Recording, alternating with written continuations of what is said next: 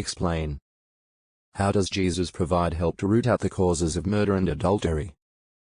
87. Family if attacked. Jesus mentions a slap, which is not given to hurt severely or to kill another. Rather, it is an insult. He is saying that if someone tries to provoke a fight or an argument, either by giving an open-handed slap or by using insulting words, do not retaliate. That advice is in line with God's law to love one's neighbor. So Jesus advises his listeners. Continue to love your enemies and pray for those who persecute you. He gives a powerful reason why. So that you may prove yourselves sons of your Father who is in the heavens, since he makes his sun rise on both the wicked and the good. Matthew 5. 44-45. Jesus sums up this portion of his sermon, saying, You must accordingly be perfect, as your heavenly Father is perfect. Matthew 5. 48. Obviously, he does not mean that people can be fully perfect.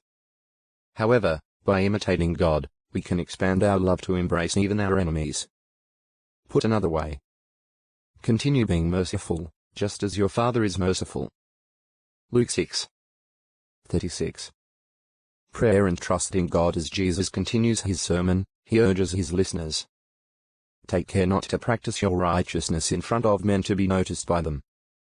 Jesus condemns a hypocritical show of godliness, adding, When you make gifts of mercy, do not blow a trumpet ahead of you, as the hypocrites do. Matthew 6. 1-2. It is better to give gifts of mercy in private.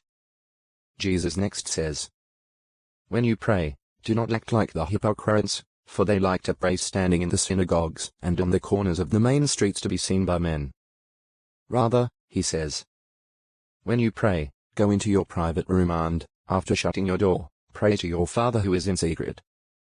Matthew 6. 5-6.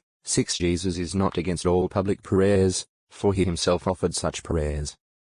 He is denouncing prayers said in a way to impress listeners and draw admiring compliments. He counsels the crowd. When praying, do not say the same things over and over again as the people of the nations do. Matthew 6. 7. Jesus does not mean that repeatedly praying about the same subject is wrong. He is expressing disapproval of using memorized phrases over and over again, praying by rote. He then provides a model prayer that includes 7 petitions. The first 3 recognize God's right to rule and his purposes. That his name be sanctified, that his kingdom come, and that his will be done. Only after such matters should we make personal requests for our daily food and for forgiveness of sins, as well as requests not to be tempted beyond one's endurance and to be delivered from the wicked one. What does Jesus mean when he says to turn the other cheek? How can we be perfect as God is perfect?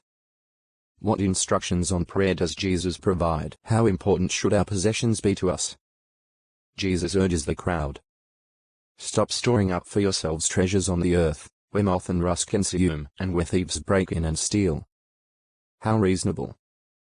Material treasures can and do perish, and our having them builds up no merit with God. Accordingly, Jesus next says, Store up for yourselves treasures in heaven. We can do this by putting God's service first in life.